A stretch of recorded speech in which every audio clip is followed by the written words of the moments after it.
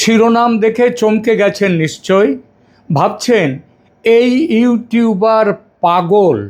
পাগল না হলে কি বলে কেউ যে ডায়মন্ড হারবার, যেখানে অভিষেক ব্যানার্জি জিতে ওয়ার্ল্ড রেকর্ড তৈরি করেছেন প্রায় 7.5 লাখ ভোটে জিতে, সেইখানে তৃণমূল 7টা বিধানসভার 7টাতেই নাও অন্তত 6টাতে হারবে, এমন কথা বলে? না স্যার, আমি পাগল নাকি অন্য কেউ পাগল হয়েছে বা হতে যাচ্ছে, সে বিচারটা এপিসোড পুরো শুনে টুনে তারপরে ঠিক করবেন। আর সেটা করতে গেলে পুরো এপিসোড শুনতে হবে, মাঝপথে চলে যাবেন না। এবং শোনার পর পছন্দ না হলে আমায় পাগল বলবেন, আর পছন্দ হলে লাইক দেবেন, কমেন্ট করবেন, চ্যানেল সাবস্ক্রাইব করে পাশে থাকবেন। ঠিক আছে, আসা যাক পয়েন্টে। পুরো দক্ষিণ 24 পরগনা তৃণমূল কংগ্রেসের দুর্ভেদ্য দুর্গ, এটা সবাই জানে। জেলার গত নির্বাচনে 2021-এর নির্বাচনে 31টা আসনের কোথাও একটাতেও অন্য দল দাঁত ফোটাতে পারেনি। শুধু এটা বললেই সব বলা হয় না। এই জেলার ডায়মন্ড হারবার লোকসভা আসনে জিতে 2024-এর লোকসভা ভোটে মুখ্যমন্ত্রীর ভ্রাতুষ্পুত্র, দেশের গণতন্ত্রের এই গণতান্ত্রিক দেশের প্রথম যুবরাজ হিসেবে যাকে অভিষেক করা হয়, সেই অভিষেক ব্যানার্জি সারা দেশে সর্বোচ্চ মার্জিনে জয়ের রেকর্ড করেছেন। কেউ কেউ বলেন এই রেকর্ড গিনেস বুক অফ রেকর্ডসে নাকি উঠেও গেছে, আমি দেখিনি। তবে এসব পুরনো কথা, নতুন কথায় আসি। নির্বাচন কমিশন, আরও বিশেষ করে বলতে গেলে জ্ঞানেশ কুমারের দৌলতে সারা রাজ্যের মতো দক্ষিণ 24 পরগনার নির্বাচনী ফলাফলের হিসাবপত্তর একেবারে ঘেঁটে গেছে। নানা কারণে বাদ পড়েছে ওই ভুতুড়ে ভোটার, বিভিন্ন জায়গায় ভোটার, মৃত ভোটার ইত্যাদি সব রকমের ব্যাপার। সব মিলে ডায়মন্ড হারবার কেন্দ্রের অন্তর্গত বিধানসভাগুলোর ভোটার লিস্ট থেকে এবার হাজার হাজার ভুতুড়ে ভোটারের নাম বাদ গেছে। সেসব জালিয়াতির ভোট এবার আর পোল হচ্ছে না। তারপরেও আশা ছিল শওকত, জাহাঙ্গীর, আরও সব মহাপুরুষরা, এরা বড় আশা ছিল। খবর ছিল তাদের নেটওয়ার্ক এতটাই শক্তিশালী যে যুবরাজের কেন্দ্র তারা এই নির্বাচনেও তৃণমূল কংগ্রেস দলকে সাথে সাথ দেবে। একেবারে আগের মতোই বিপুল মার্জিনে সেট না হলেও জিতবে জোড়াফুল বা ঘাসফুল।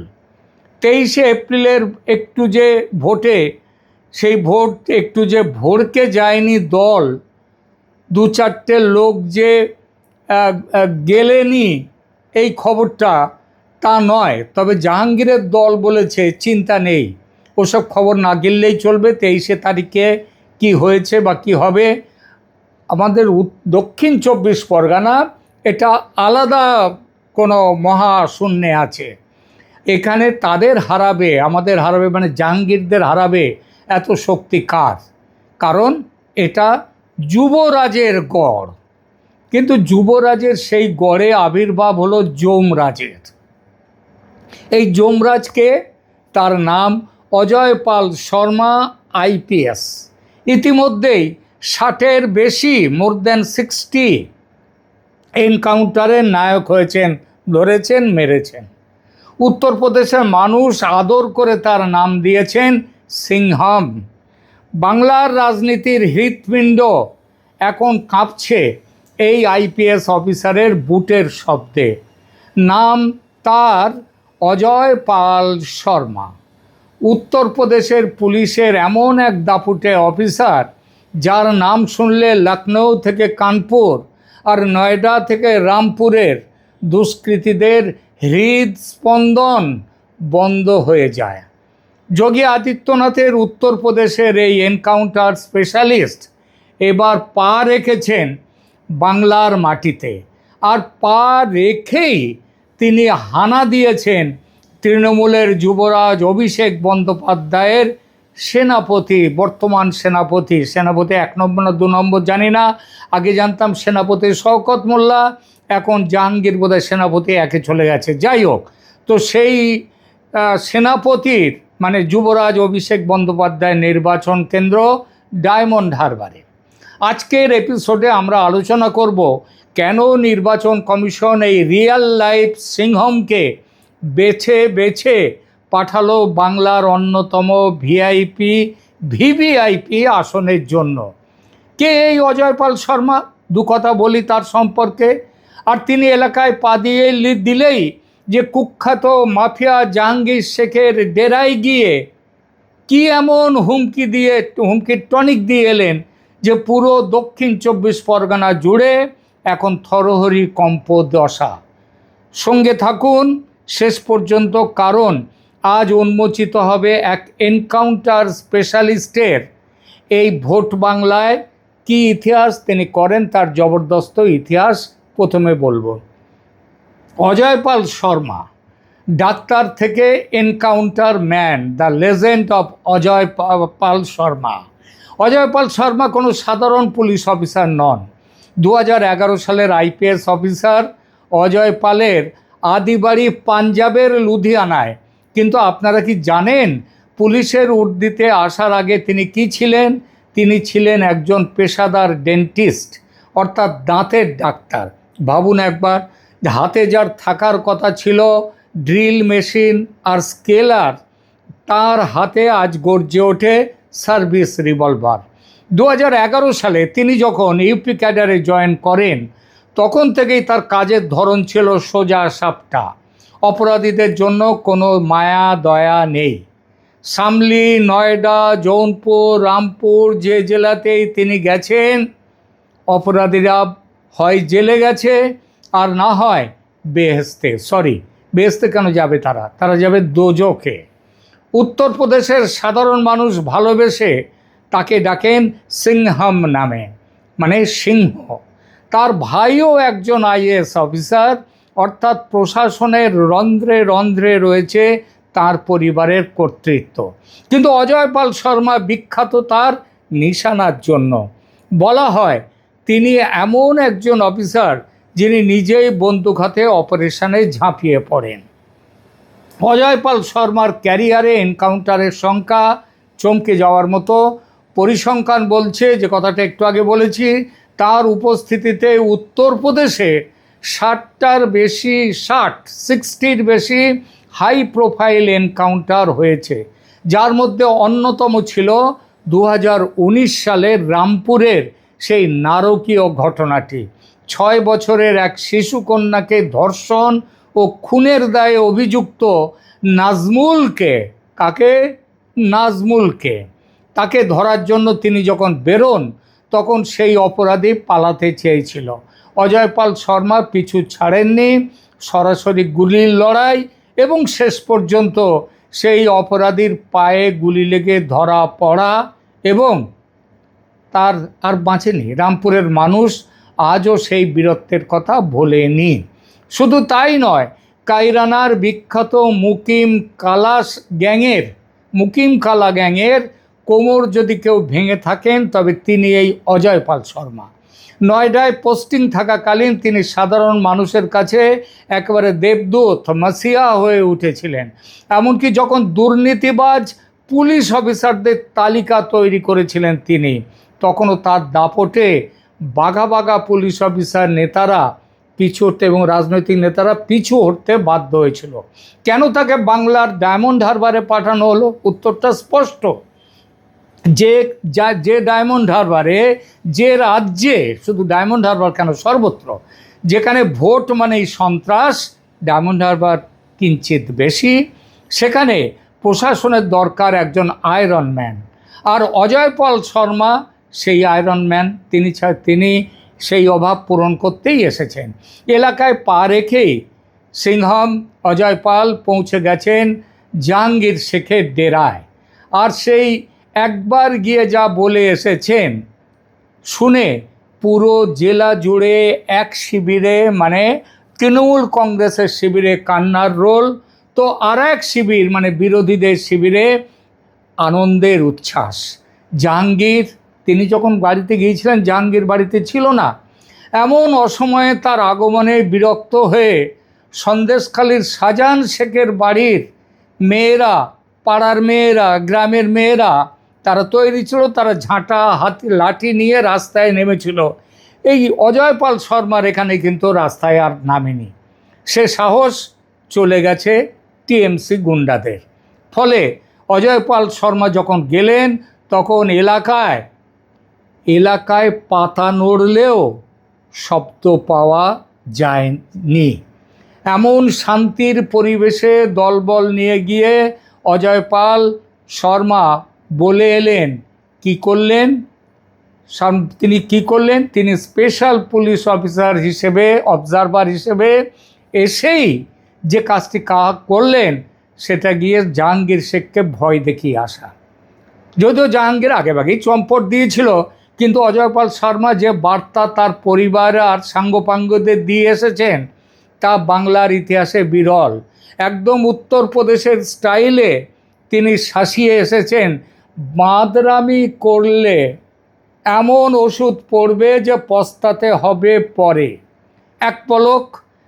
এক ঝলক দেখে নিন সেই দৃশ্য কি তিনি বলে এলেন।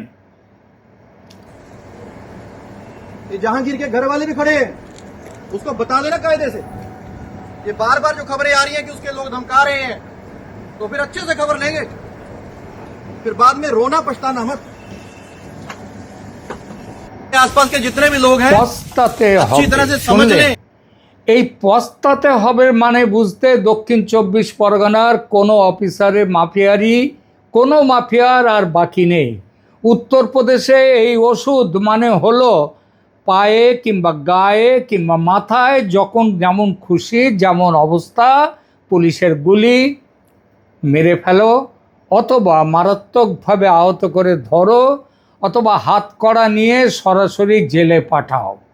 কপাল খারাপ হলে দুনিয়া টাটা বাই বাই। তাই এই এনকাউন্টার স্পেশালিস্টের এই উপস্থিতিতে এলাকা জুড়ে শোরগোল পড়ে গেছে ডায়মন্ড হারবার লোকসভা কেন্দ্রের। জাহাঙ্গীর শেখ কি আদৌ ভোটের দিন দেখা দেবে? তিনি আবার প্রার্থী, আইন অনুযায়ী দেখা দেওয়ার জন্য বাইরে আসতেই পারেন, ঘুরতেই পারেন, কিন্তু মনে রাখতে হবে অজয় পাল শর্মার ভয়ে আশা করা যায় তিনি কিন্তু গতকালও প্রচার করেননি, প্রচারে বেরোবার সাহস নেই। তিনি কি এলাকা ছাড়া হয়েই থাকবেন? প্রথম দফা নির্বাচনে মানুষ দেখেছে ব্যাপক কেন্দ্রীয় বাহিনীর দাপট, আর দ্বিতীয় দফায় অজয় পাল শর্মার মতো অফিসারদের দায়িত্ব দিয়ে নির্বাচন কমিশন বুঝিয়ে দিয়েছে কোনো প্রকার রিগিং বা ছাপ্পা ভোট বরদাস্ত করা হবে না। পুরো দক্ষিণ 24 পরগনা আজ নিশ্ছিদ্র নিরাপত্তার চাদরে ঢাকা।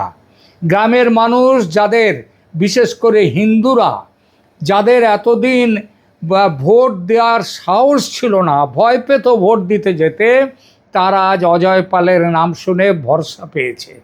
তারা দল বেঁধে যাবে কাল ভোট দিতে। অজয় পাল শর্মা স্পষ্ট করে দিয়েছেন তিনি বাংলার কোনো রঙের রাজনীতি বোঝেন না, তার কাছে অপরাধী মানেই অপরাধী।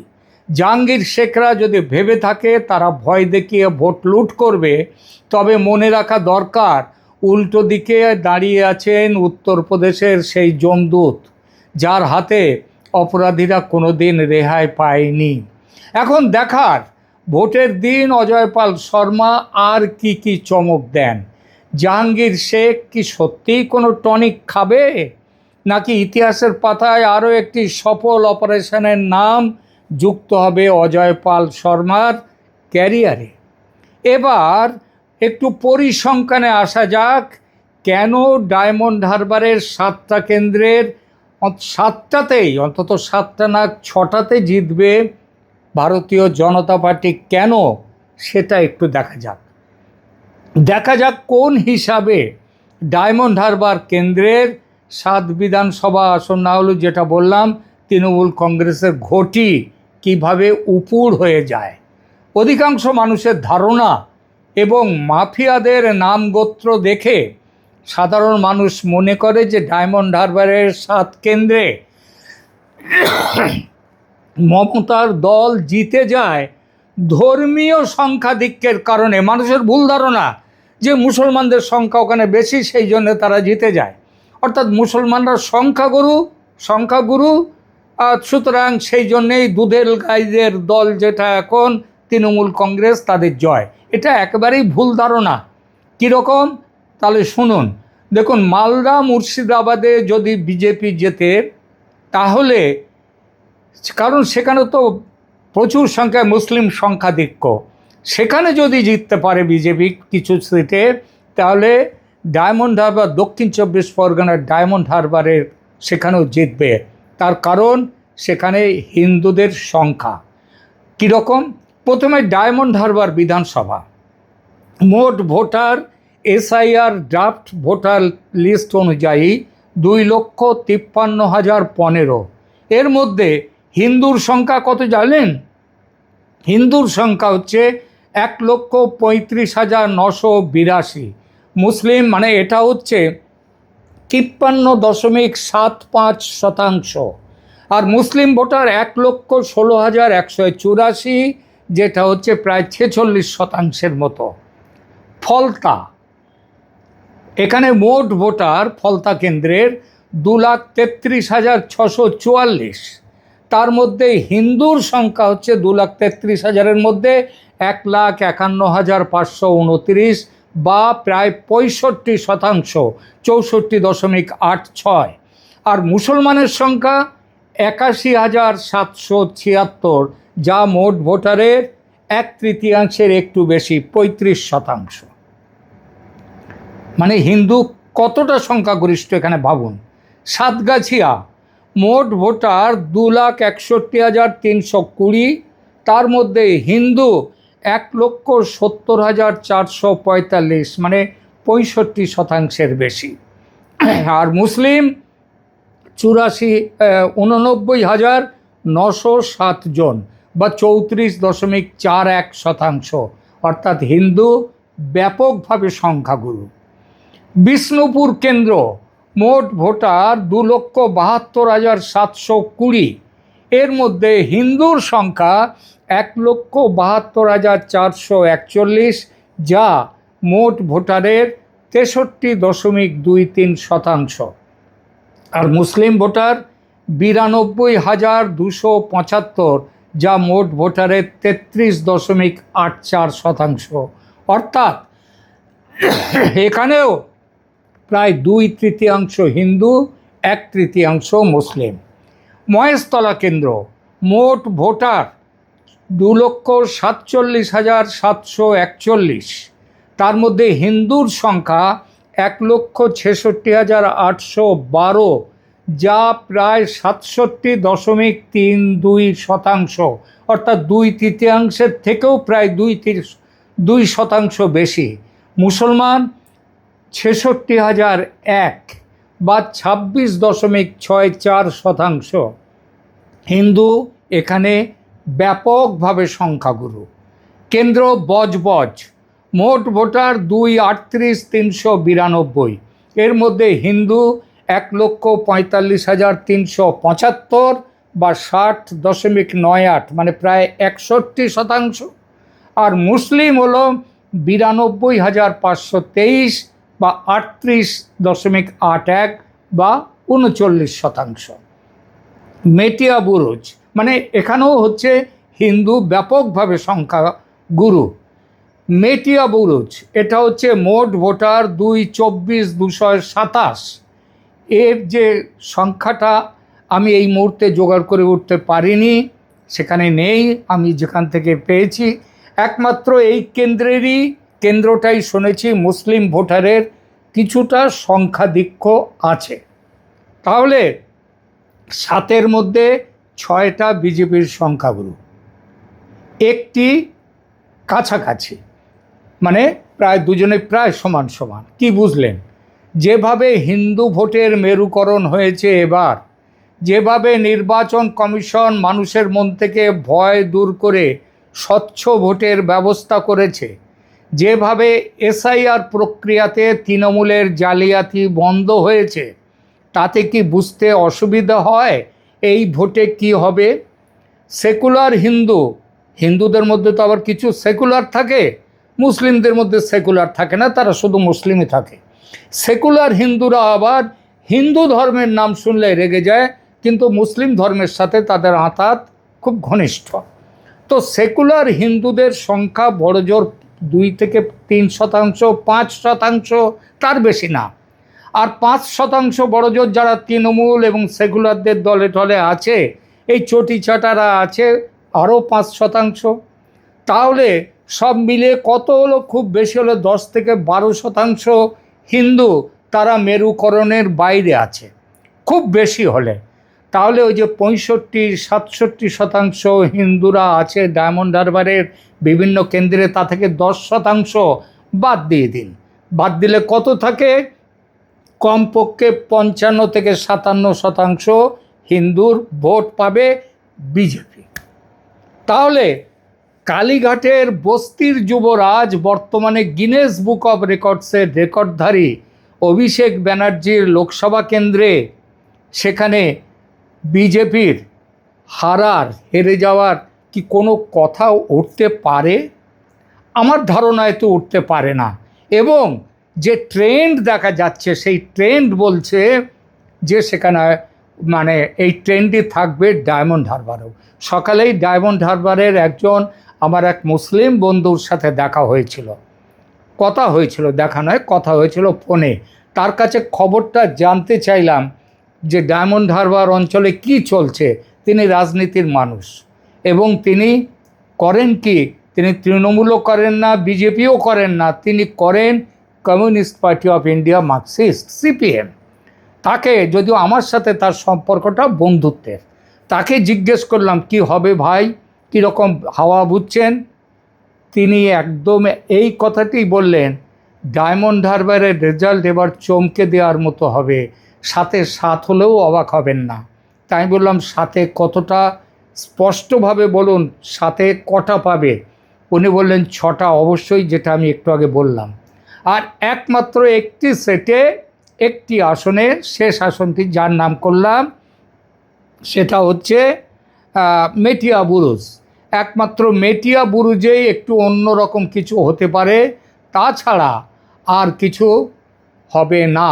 সুতরাং এই হবে ডায়মন্ড হারবারের রেজাল্ট। প্রিয় দর্শক, আপনাদের কি মনে হয়, একজন এনকাউন্টার স্পেশালিস্ট আইপিএস অফিসার কি পারবেন ডায়মন্ড হারবারে নিরপেক্ষ ভোট করাতে ভোটের দিন? কমেন্ট করে অবশ্যই জানাবেন। আজকের ভিডিওটি ভালো লাগলে লাইক করুন, শেয়ার করুন সেই বন্ধুদের সাথে যারা ভাবছে ভোট দিতে যাবে কি না, এখনও ভাবছে। অজয় পাল শর্মার বীরত্বের জন্য এই ভিডিওতে একটু সাবস্ক্রাইব তো বানতাই হি হ্যায়। এবং মনে রাখবেন, শুধু অজয় পাল শর্মা নয়, একদম জ্ঞানেশ কুমার নির্বাচন কমিশন থেকে শুরু করে একদম এই যে মাঠ পর্যায়ে যাদের দেখা যাচ্ছে, যাদের মধ্যে একটি বড় নাম অজয় পাল শর্মার কথা বললাম, তাদের যেভাবে স্বচ্ছ ভোট নিশ্চিন্ত করতে এবার এগিয়ে এসছেন, তাতে আমার দৃঢ় বিশ্বাস ডায়মন্ড হারবারে বিজেপি 7-এ 6 অবশ্যই। বাকি একটি কেন্দ্র মেটিয়া বুরুজে হাড্ডাহাড্ডি লড়াই, যে কেউ জিততে পারে। দেখা হবে পরের এপিসোডে। ততক্ষণ সতর্ক থাকুন, সুস্থ থাকুন, ভোট দিন আগামীকাল অবশ্যই। নমস্কার।